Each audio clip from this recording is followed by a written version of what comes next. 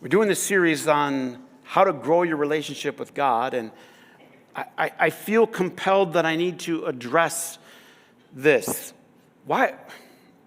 I need to address, even if there's 5, people in the back rolling their eyes. Oh, Chris, couldn't you talk about something more substantial? Like, with all the stuff that's going on in our world, why don't you address something that's real, that's really happening in our world? Why are you talking about growing your relationship with God? Isn't that so secondary to the problems that we have in our world? I can't think of anything more important to fix the problems in our world than to get people back connected to God. I can't think of a better thing.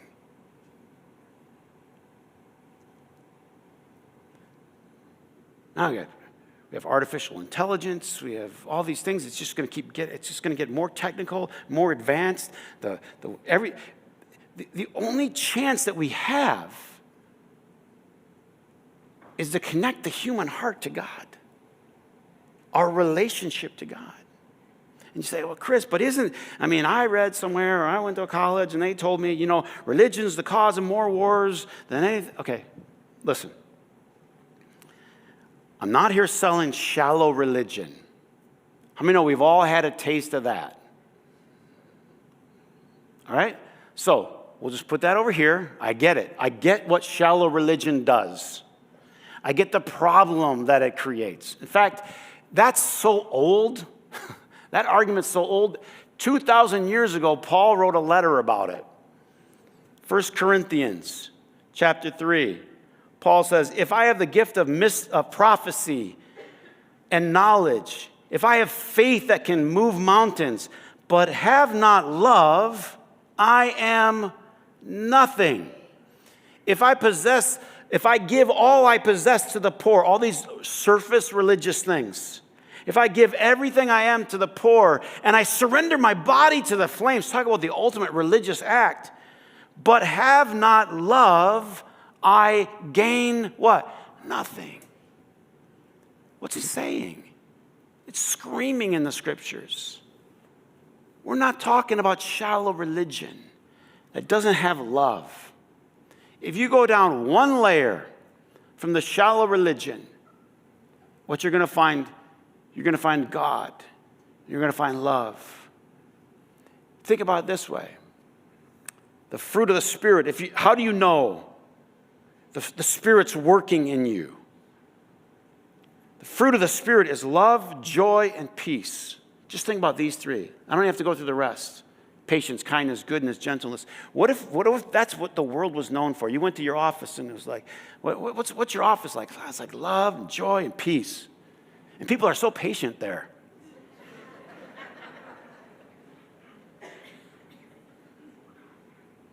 Could we use a little of this where you work? Could we use a little bit of this? What do we need? What we need is the Spirit working in our life. That's what we need. So what we need is to grow our relationship with God. Now, in case you're here and you've already figured that out, you don't need to grow.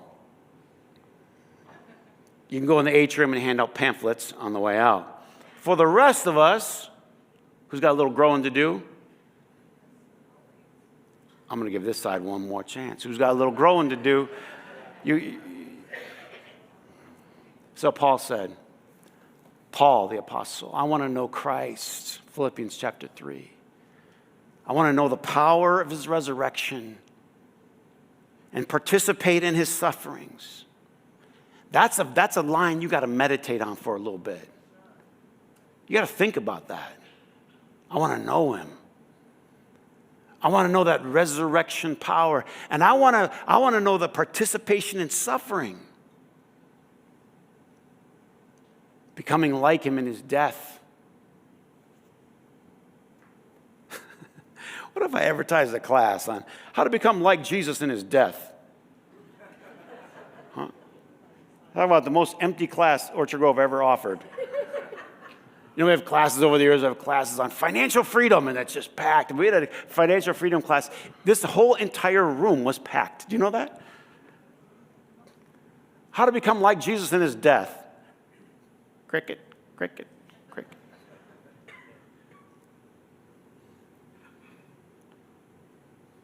We have to know God. Not know religion. We have to know God. There's a layer there. When you know God, you know love. When you know God, you know joy and peace. Do you think we'd have problems in the world if people were happy? I mean, just think about it. This sounds so simple when I teach it to you. But you know, the most profound things are actually very simple. This is going to sound so simple. What if people were just happy? Would we have problems? Let me ask it a different way. Are you an idiot when you're happy? No, you're nice. You're nice to people. You're generous. You let them go first. That's okay. What the heck? Yeah. If people had the fruit of God's Spirit, which is joy, then love would follow, and love wouldn't lead to war and this. It would flow. What do we got to do? We got to connect people to God. That's the answer. That's the answer for our world. Not only the answer for our world, but you know what? That's the answer for you. You may think that what I need is something else. What you really need is you need to connect to God. You need to grow. And by growing, you have to somehow let go of what was. All growing, ready? All growing is letting go of what was. We were at the park. I took Charlie to the park yesterday. Man, was it cold. And she's out there, and the park is so, a few months go by, man, they grow a lot at that age. They keep changing. And then all the things that she used to go to in the park, she didn't want to go to anymore. She was bored with them. No, Dad, I want to go to this. I want to go to this. No, I don't want to do. I want to do this.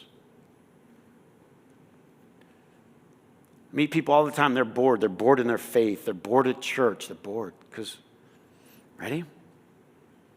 Because you're not growing. Because you've already been on that swing set.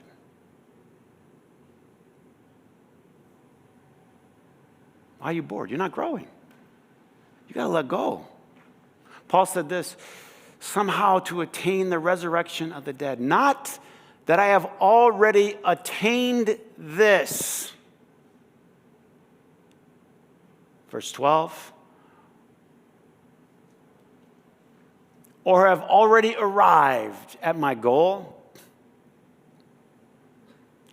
but I press on. If you want to grow, you got to let go. Everybody say it. If you want to grow, you got to let go. You got to let go of who you were. I was watching her climb, and I'm like, she's a different kid. I know it's not summer, but we had, just enough sunshine and warm to get outside. And I'm like, from last summer, she's a different kid. She's the same, but she's different. She's different.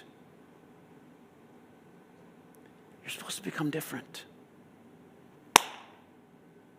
You're supposed to become different. You're supposed to grow. You're supposed to change. That's what's supposed to happen.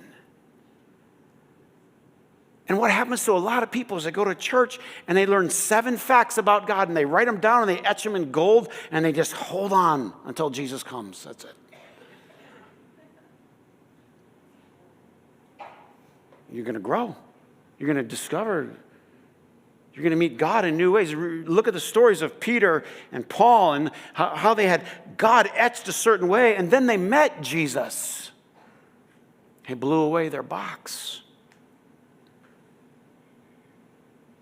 So we got to grow in our relationship with God. That's the series, and that's why we're doing it.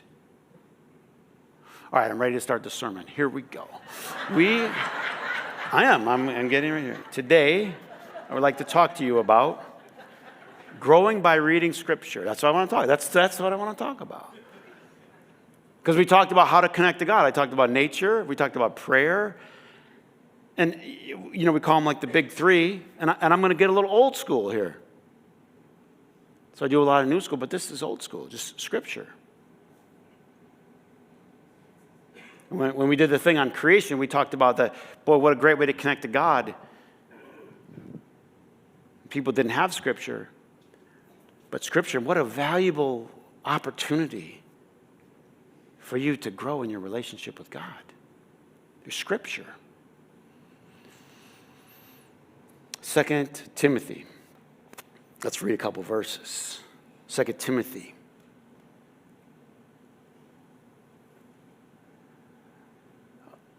Every Scripture is inspired. Everybody say inspired. All right, hold. You can take that for a minute. I'll come back to it. Scripture is inspired.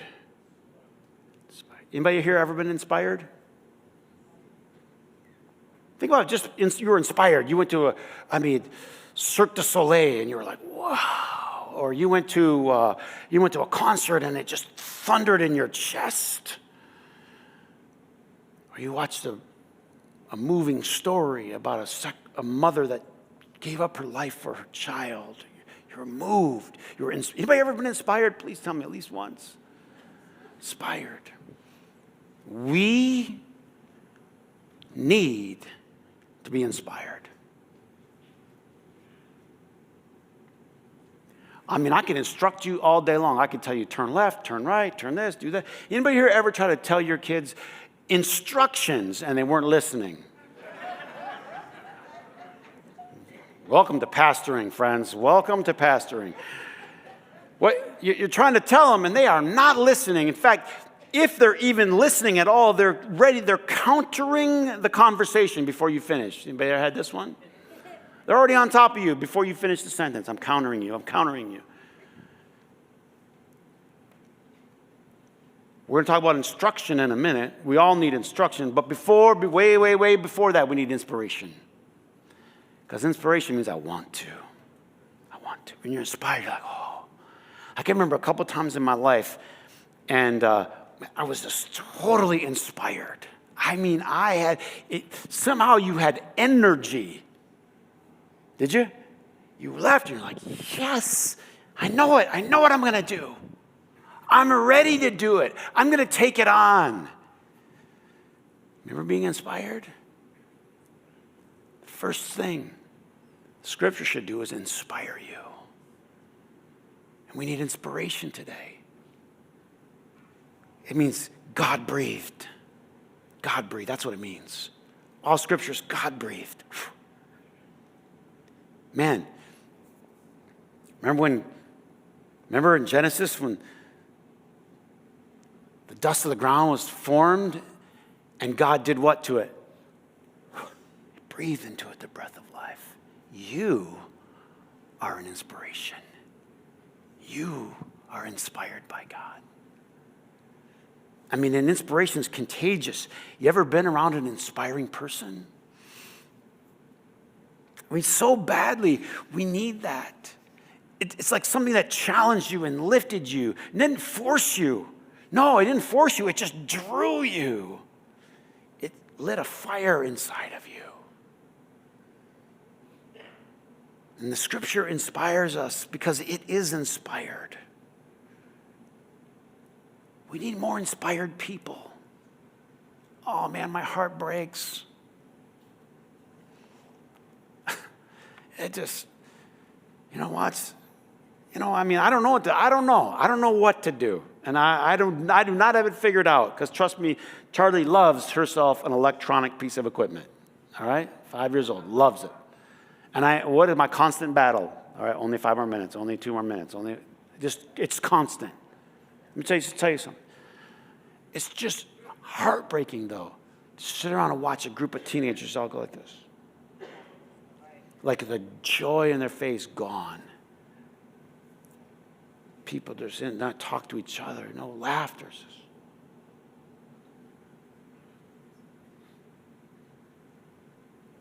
I'm not saying I'm going to have it figured out. I don't know. But I'm going to fight like crazy.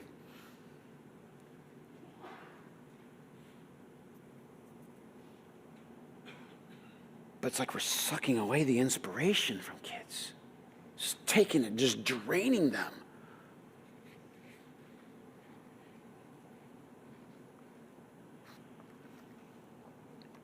There's so many things you can put in your ears today, in front of your eyes. There's stuff that informs you or misinforms you. There's stuff that entertains you. There's stuff that enrages you. Some of you watch stuff because you like to get all pissed off at the world.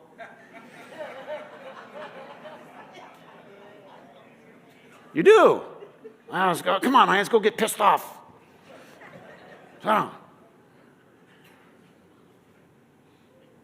Oh, good for you. Some of you like to put stuff in your head that unsettles you, creates anxiety and worry in you. But we got to get inspired again. You got to put something in there that jolts you on the inside. It lights a fire in there. We need to be inspired. Our world needs to be inspired. Man doesn't live on bread alone, but on every word that comes from the mouth of God. That's what fuels us. You remember the saying, the pen is mightier than the sword? You remember this?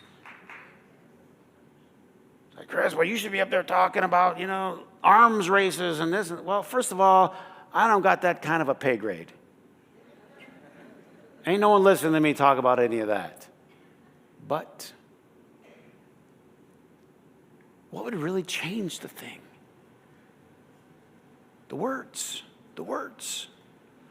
The words that people keep putting in their head and in their heart. We need better words going in our head and in our heart. Better ideas. Words do change us. They change people. Now I'm going to go really old school. People don't read the Bible anymore. They just don't. God bless you if you do. I know a few of you.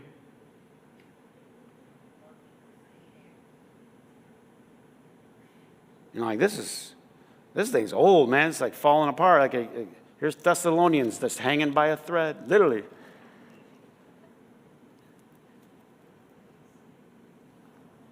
I learned that from my grandma. Yeah, Chris, but I know a really mean person, and he always quotes the Bible, and he's a real meanie. So what?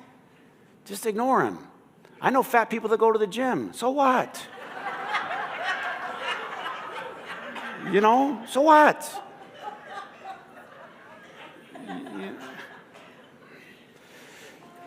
Edit it out, whatever.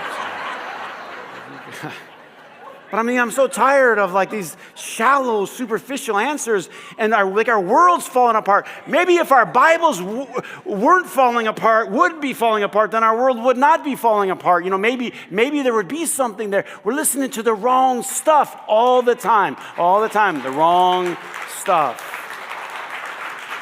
The wrong stuff.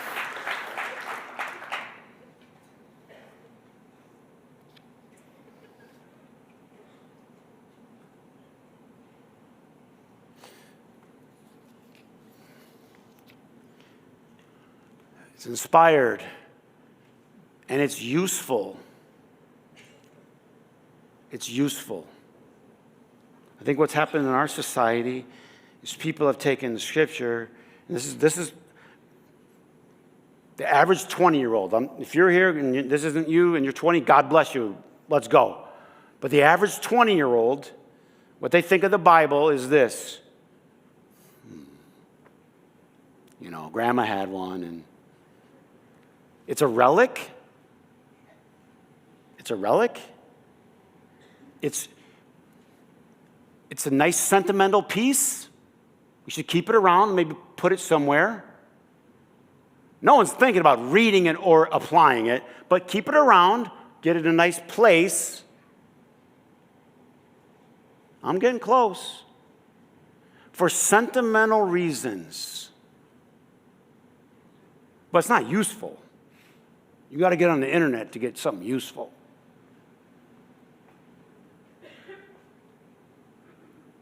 Now think about, from my grandma, God bless her, just passed away. From her generation to ours, just think about it.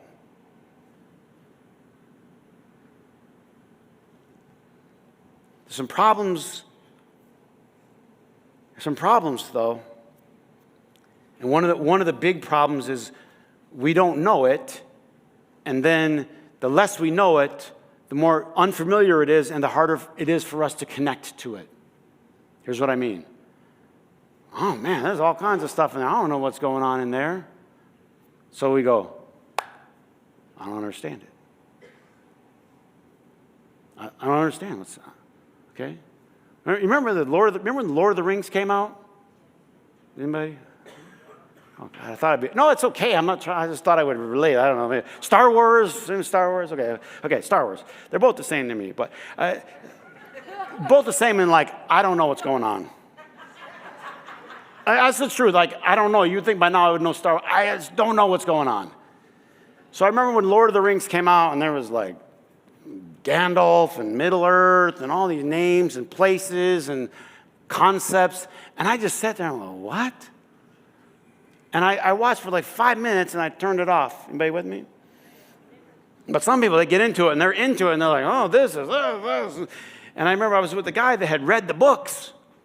And he's like, oh, this and this and this and this. And this is just what's going on. Let me give you a practical thing about the Bible. You're going to have to spend some time learning what's going on. T-I-M-E. You're going to have to spend some time learning what is going on in here. You have to come to the ladies' Bible study on Wednesday night, learn what's going on in here. You know, you got to have to go to the men's study. You got to go. I mean, you just got to learn what's in there because you can't relate to it. If you know, I don't know what's going on. Who's this guy? Who's Mary? Well, there's 6 of them. Oh, all right. Well, let's start figuring it out. In other words, our basic ignorance of the general ideas of it, and I'm not here to throw judgment on it, but I'm just telling you, let's start wherever you are and get to work. Start wherever you are and get to work. Learn something. Learn a Bible story. Learn a Bible verse. Start in the Old Testament. Start in the New Testament. Like me, I read Matthew, Mark, Luke, and John. I thought, man, I think I've read this before. I didn't know it was 4 times the life of Jesus in a row. No one told me. It's okay. I got to read this scripture. I have to.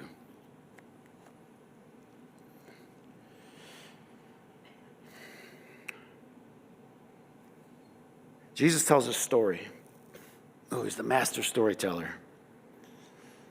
He goes, a farmer went out to sow his seed, and he was scattering his seed.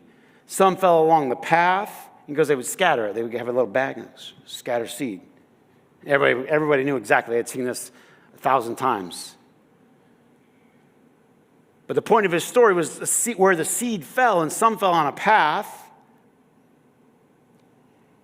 People had walked all the time, and it was compacted, right? And so when that seed landed there, what did the seed do? Pretty much nothing. He goes, it fell on a path, and then it didn't go anywhere, and it didn't turn into anything, and a bird would come and eat the seed.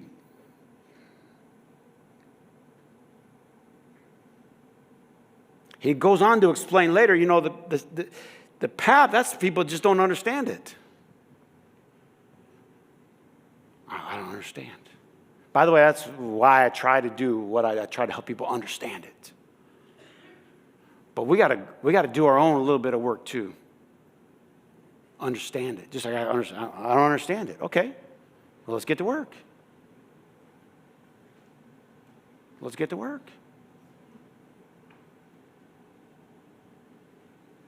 I mean, you remember how awkward you felt at different places? Oh, the band wants me done. All right, here you go. No, they got sent. That's not them. Don't blame them. Hook. All right. But do you remember being uncomfortable somewhere because you didn't know? I don't know. How do you stand? How do you sit? Or you go to a gym and I don't know what is the protocol? Or you go to a club and I don't know if you're going to be uncomfortable. It's okay. But it's useful. And here's what it's useful for. It's useful to instruct us, it says, to teach us, to train us. Let's put that scripture up there. We'll close with this one. 2 Timothy. It's useful because sometimes you get off the path and what? You got to get back on the path. You got to correct the mistakes. So once you're inspired, now you can be directed. Are you with me? Once you want it, now, okay, do I go left or do I go right? Once you get inspired, you go, I'm going to the gym, I'm going to get in shape. And you're like, is this good technique? Is this bad technique? Can you show me this? Can you show me that? I'm wanting to learn. I want to be instructed. Look at me. There are right ways to live your life, and there are wrong ways to live your life.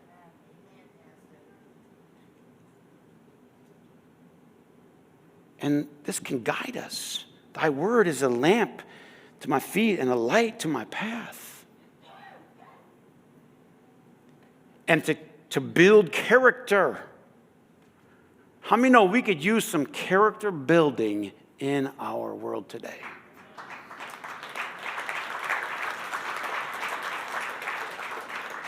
Oh, I forgot to tell you this. I was talking about the teenagers looking at their phones. So I got a big announcement next week coming for our students. It's going to be good. But I'll tell you, and you can blame me. Blame me. Email me. One of the things they're going to do when they walk in that youth room is they're going to take this little, and they're going to put it in a box. And they're not going to pick it up until it's over. So email me. Don't yell at the teacher in there. Don't yell at, you email me. Okay, it's just lots of, nah. All right? That's what they're going to do. Why? Because what do? They go into the youth room to learn about God, to learn the scripture, and they go like this.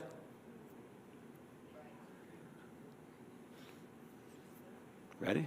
You don't have to send them there, but if you send them there, that's what they're going to do with their phone.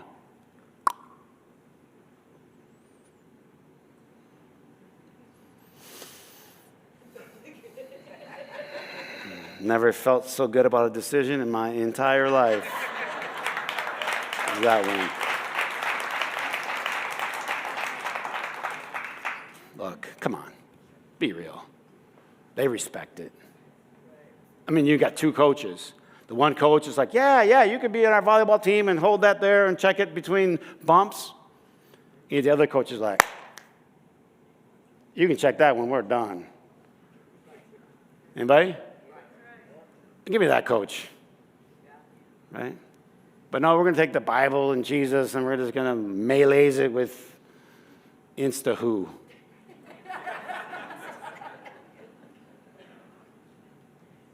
All right.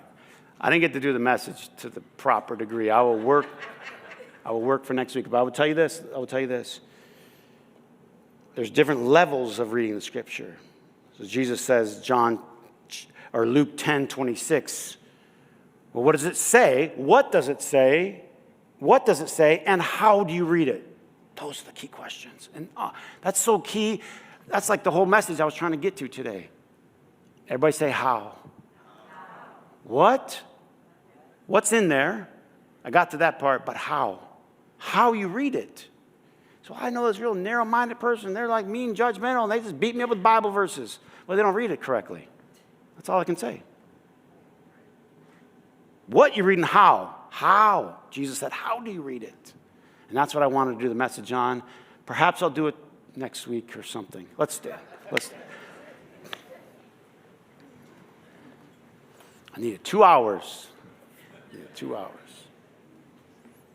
But we got to know how to read it. Got to know what's in there, and then we got to know how. Because it says in there, study to show yourself approved, who correctly handles the word of truth. So you got something powerful in your hands, and you don't handle it correctly, you can hurt some people with it, rather than helping them.